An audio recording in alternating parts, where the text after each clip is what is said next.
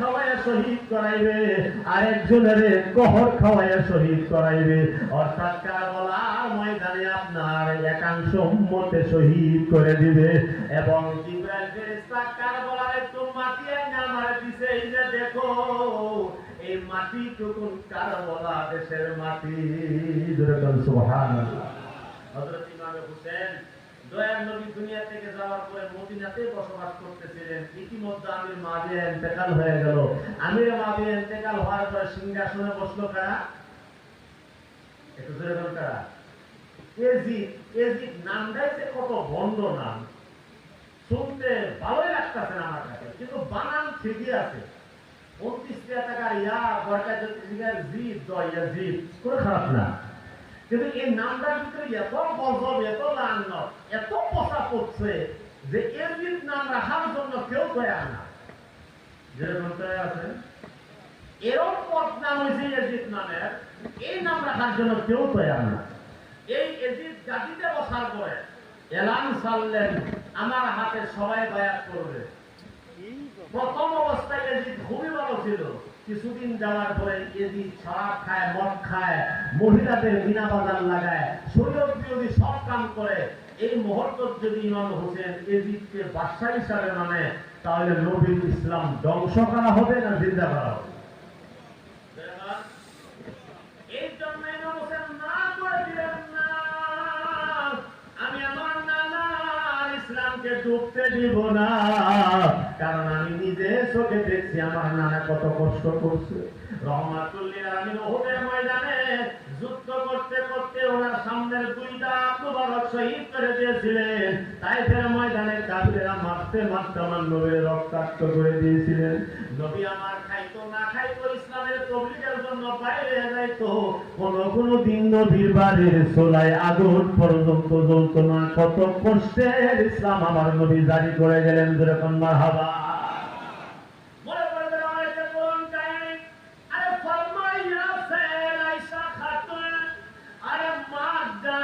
তো নবীর চুলায় না জ্বলত আগুন, আরে একটা খেজুর,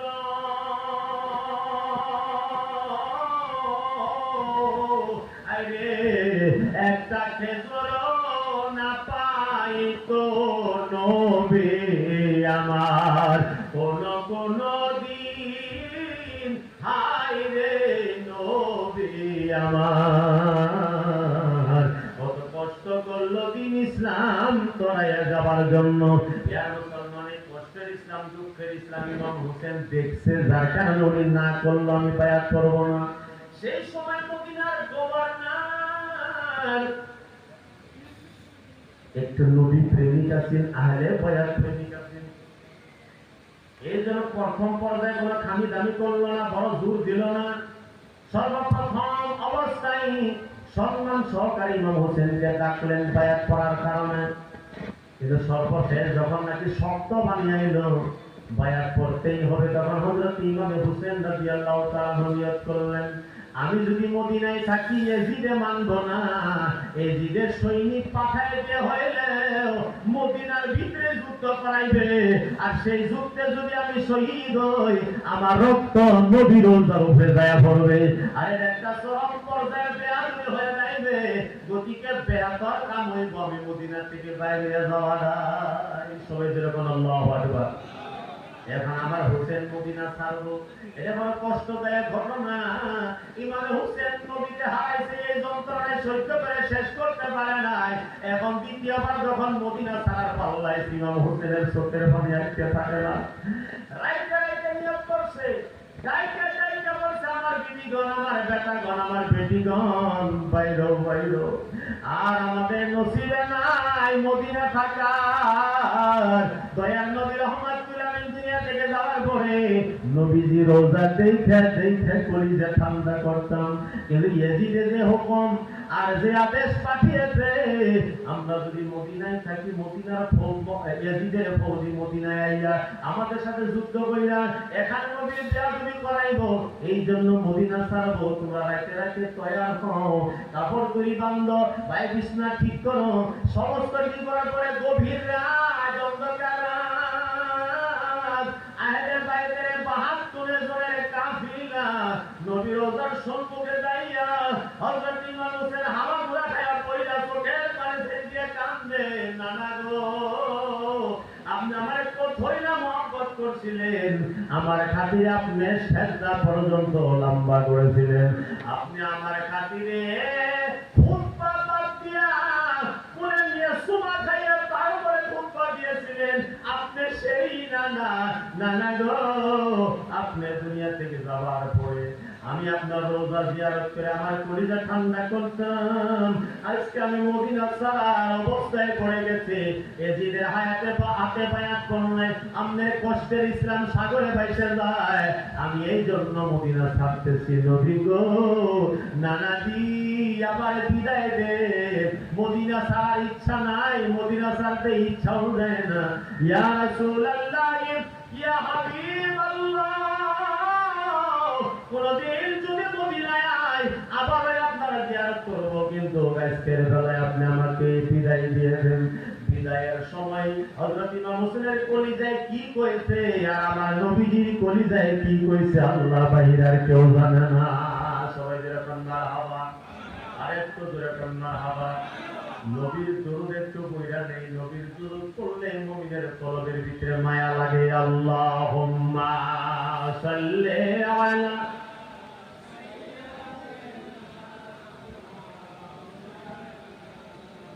ওয়া আলা আলি সাইয়্যিদিনা মাওলানা মুহাম্মদ। আহলে বাইত আমরা লাগল পাই নাই, আহলে বাইতের হাতে বায়াত করি নাই, আহলে বাইতের সাথে কারবালায় যুদ্ধ করি নাই, কিন্তু আজকে যারা শান্তিময় হিসাবে এখানে আহলে বাইতের বায়াত করতেছে, আমি গ্যারান্টি সহকারে বলতে পারি, হাদিস কোরআনে সাক্ষী দেয়, কাল কিয়ামতের দিন সকল মানুষের আহলে বাইতের সাথে হাসর নসর করায় জান্নাতে পাঠানো হইব। সুবহানাল্লাহ। আমি কোথায় পেলাম? নবী বলছেন এই যে হাসান আর হোসেন, তোমরা যারা হাসান হোসেনকে ভালোবাসবা না তারা আমি নবীকে ভালোবাসা বলবো, আর আমি নবীকে তোমরা যদি ভালোবাসা করতে পারো কিয়ামতের দিন আমি তোমাদেরকে রাইটে জান্নাতে যাইব না। যেরকম সুবহান।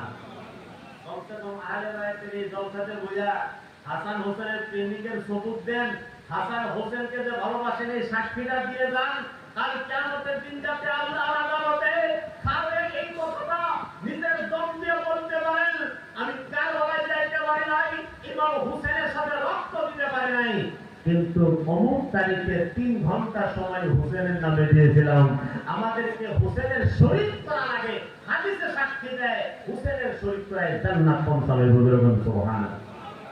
আমি আপনাদের কাছে শুনতে চাই, এখন রাত কয় বাজতেছে? মোটামুটি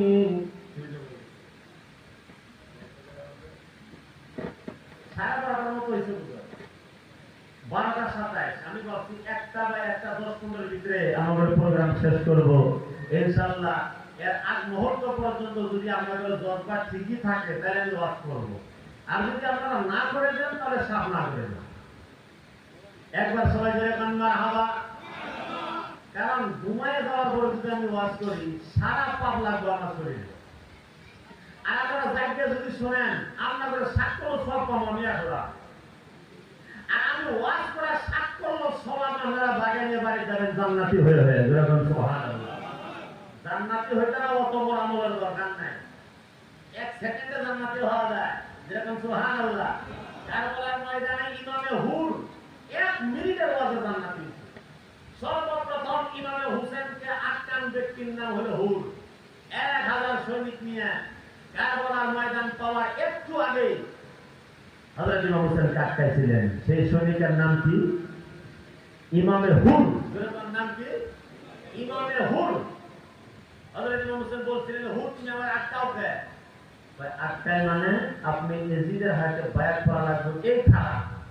যদি বায়াত করেন আপনার জন্য ইয়াজিদে স্বর্ণরূপার পাহাড় খাড়া করে দেবে।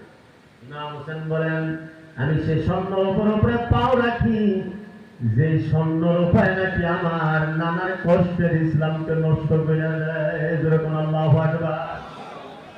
ওর পায় ইমামে হোসেনকে আপনি আর আসতে পারবেন না, পিছনেও যাইতে পারবেন না। ইমাম হোসেন কয় কেন? আমার 3টা রাস্তা, তিনটা রাস্তার ভিতরে একটা রাস্তা দাও, এত ডাইরেক্ট আমার ইয়াজিদের দরবারে নিয়ে যাও, নাইলে আমি যে জায়গাতে গেছি সেই জায়গায় যাবার দাও, আর সেটাও যদি পছন্দ না হয় 3 নম্বর রাস্তায় আমার পাঠায় দাও, আমি যে কোনো জায়গায় চলে যাবো। আমি কারোর উপরে আক্রমণ করবো নাই, আমি কোনো আক্রোশ নিয়ে আসি নাই। আমার দাওয়াত দেওয়া হয়েছে, আমার 350 সিটি পাঠানো হয়েছে, আর প্রত্যেকটা সিটির ভিতরে লিখছে ইমামে হোসেন আপনি জলদি কুফা দেশে আসুন, এজিদে বায়াত পড়াইয়া ইসলাম নষ্ট করতেছে। আর সৈনিকের ভিতরে তোমরা অনেক কয়েকজন আছো, তোমরা যারা সিটি বানাইছো, ও তুমি সিটি ভাড়াও নাই, মাথা তলে করছে, ও তুমি সিটি ভাড়াও নাই, তোমার নাম শিখতেছে, মাথা তলে করছে, ও তুমি সিটি ভাড়াও নাই, সেও মাথা তলে করছে। ইমাম হোসেন কয় মাথা কেন তলে করো, সিটি পাঠানের ভিতরে তোমরাও তো শামিল। ইমাম হুর বলেন আমি আপনাকে ভালোবাসি, আহলে বায়াতকে ভালোবাসি, উপরের বাদশার হুকুম আমি উল্লঙ্ঘন করতে পারি না। এইভাবে যখন 2 দিন কাটলো, এজিদ নেজিয়াদের নতুন সৈনিকের দল একটা হাজির হইল, আসার পর শক্তবাণী জারি করলো, ও হুর আপনি আহলে বায়াতের সাথে একটু খামখেয়ালি করতেছেন, তলে তলে আপনি চূড়ান্ত ভাবে মহাব্বত জানাইতেছেন, আপনার দিয়ে কোনো কাম হইব না, যেই জায়গায় হুসেন আছে সেই জায়গায় আটকায় দাও, আর এমন জায়গায় আটকাও যেই জায়গায় আশেপাশে কোনো পানি নাই, একটা গাছ নাই যে ছায়ার তলে আরাম নেবে। হযরত ইমামে হোর হযরত ইমাম হোসেনকে বললেন আর পাইলাম না, আর পাইলাম না, আপনি এখানে ক্ষমা করা লাগবে। ইমাম হোসেন বলেন আমি তোমাদের কথা শুনবো না, আমি একটু হলেও দূরে যাইবো, আমার এই জায়গাটা মোটেও পছন্দ লাগে না। ইমামে হোসেন কারো কথা না শুননা জোর করে একটু ডান দিকে আরম্ভ হইলেন, যাওয়া শুরু করলেন। একটু যাওয়ার পরে ইমামে হোসেন রাদিয়াল্লাহু আনহু গোড়ার খরম মোবারক মাটির তলে যাইবে যাইবে পড়া শুরু হয়ে গেল, আর প্রতিটা গর্ত থেকে ফোয়ার মতন রক্ত বের হওয়া শুরু হয়ে গেল। ইমাম হোসেন বললেন এলাকাবাসী এই জায়গার নাম কি? নবীর হাদিস নানার বাণী আগেই বলে গেছে, আমার নাতি এক জায়গায় শহীদ হবো, যে জায়গায় তার ঘোড়ার খরম দেখবে রক্ত বের হইব। আচ্ছা দেখি তো জায়গার নামে আর রক্ত বাড়ায় মিলে না নাই, জিজ্ঞাসা করলেন জায়গার নাম, এলাকার লোকেরা বললেন জায়গার নাম হইল নেনুয়া। নেনুয়া। ইমাম হোসেন বলছেন না রক্ত বাইরে দিয়ে নাম দিয়ে মিলে নাই, আমার নানা বলছে যে জায়গায় খরমে রক্ত বাইরে হইব সেই জায়গার নাম হওয়া লাগবে কারবালা। লোকেরা বলছে এই জায়গার আরেকটা নাম আছে কারবালা। ইমামে হোসেন চোখের পানি ছেড়ে দিয়ে বললেন আহলে বায়াত তাড়াতাড়ি ঘোড়ার পৃষ্ঠে থেকে নামো রে নামো, এই জায়গায় হলো আমাদের শাহাদাতের জায়গা, আখেরি শাহাদাত এখানে হইয়া আমরা শহীদের কাপড় পিন্দে আল্লাহর দরবারে হাজির হওয়া লাগবে। আল্লাহু আকবার।